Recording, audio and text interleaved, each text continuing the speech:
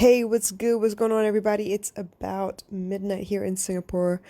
About to be Friday. I can't wait. Weekends mean something else for me. So, I'm excited. I've been working on this damn website all day long, just trying to, figure out the formatting and stuff because I see what I like on other websites and I'm trying to recreate them with Elementor, which is great. I'm actually having fun, but it is kind of irritating sometimes too because I get bogged down with like Canva work to make it so that it looks nice or whatever. It looks a little bit different, right? So, dealing with images and hyperlinks and CSS code and yeah, I I should have studied it in school, but I didn't.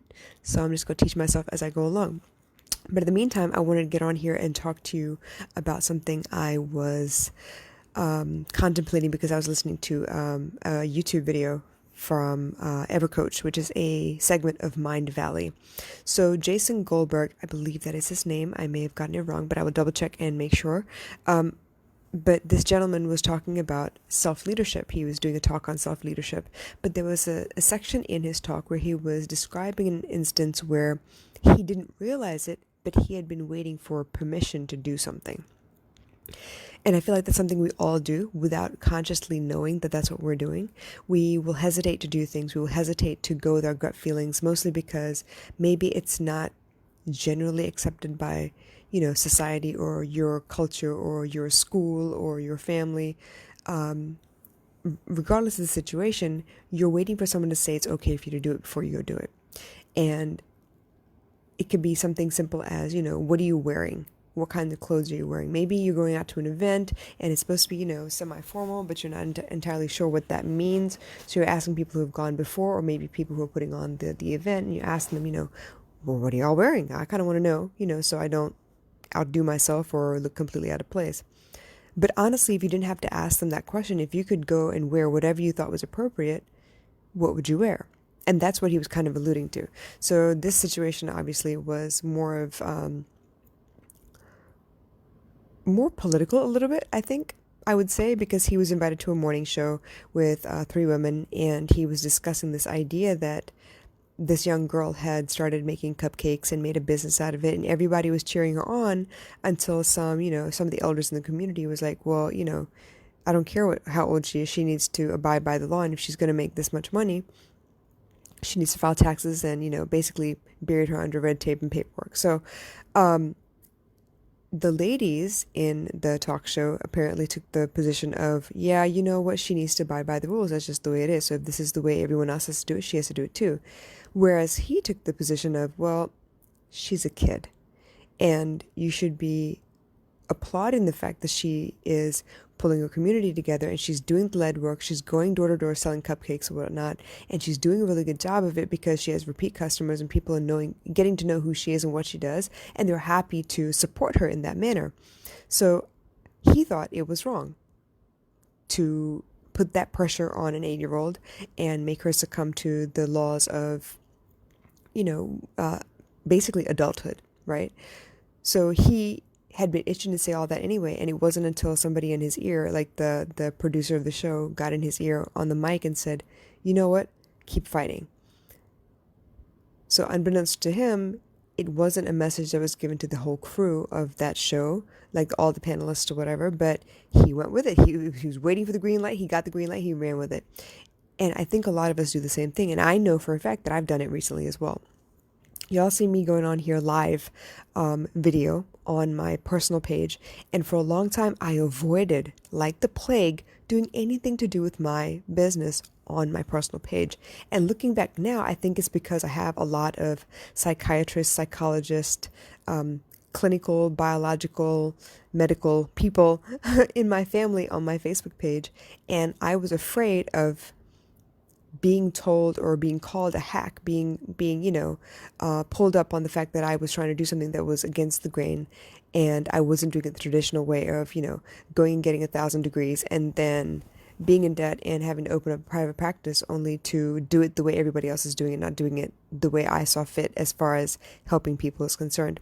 So I was very afraid. I was very afraid, and I did not want to come out and say any of those things. I did not want to broach the subject. I didn't want to touch it with a 10-foot pole, I'm going to be honest. And it wasn't until a random conversation I had with one of my cousins, one of whom I really wasn't sure that even like listened to what I was saying or doing, was even paying attention. I didn't even know she liked me, to be very frank, but we had a conversation in the car on the way to somewhere because our kids were going to have a play date. And she was like, what are you doing now, and how's everything going? And are you still working for the school? And I said, nope, I quit all of that. And I was even afraid to say that out loud, right? To come out and say, yeah, I quit and I'm doing this full time now. This is what I'm going to do. This is what I'm building. This is going to be my life. And when I said that, I was like, oh God, here we go. Let's see what the fallout is. And yeah, I was panicking. I was sitting in the seat and I was like, holy shit, I don't know what she's going to say. I don't know how it's going to be received, what's going to happen. And I was like, okay, let's wait for it and wait for it. And she finally was like, oh my God, that's really great because I do watch your videos and they're very inspiring. And I don't even know how you have the energy to do all this stuff right now, but I'm glad because it's kind of cool to see, see the things you're talking about because I've experienced those things too. Cool. Okay. No problem. No sweat. That went off without a hitch. And I was going to leave it at that. But then she was like, I know you go live on Instagram. How come you don't really, you don't really talk about it? I didn't know. And I was like, well, I really want to.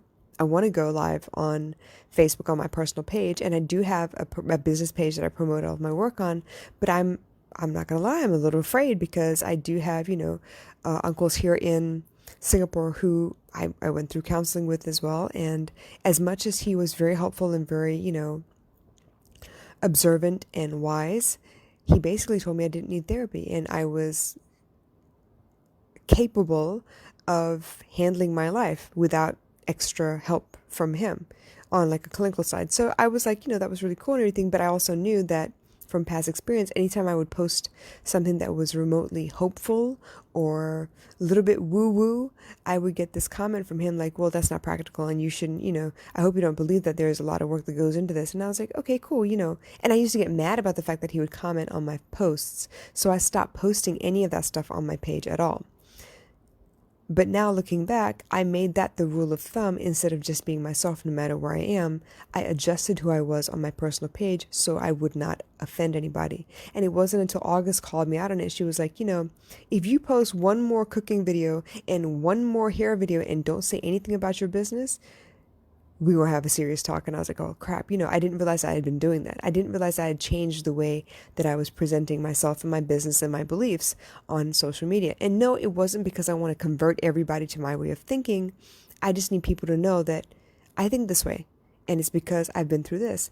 And I've been through this, and it didn't kill me, but I did feel like I was alone when I was going through it. And I don't want anyone else to feel the same way. So I was defeating the purpose of having a business where my majority of my audience was on my personal page, and I was afraid and waiting for permission to speak about the things that mattered to me simply because I was waiting for that permission. So I'm urging all of you, take a look at your lives and take a look at the things that set you on fire, you get so excited and hyped up about, because energy is contagious and you do want to spread all that exciting, happy energy, right? So when you get excited about I don't know, a crochet cover up for the beach or whatever, I want you to spread that joy. I want you to be excited about it. But I also know that for some of us, we do think twice about what we can and can't post because it depends on who's going to see it.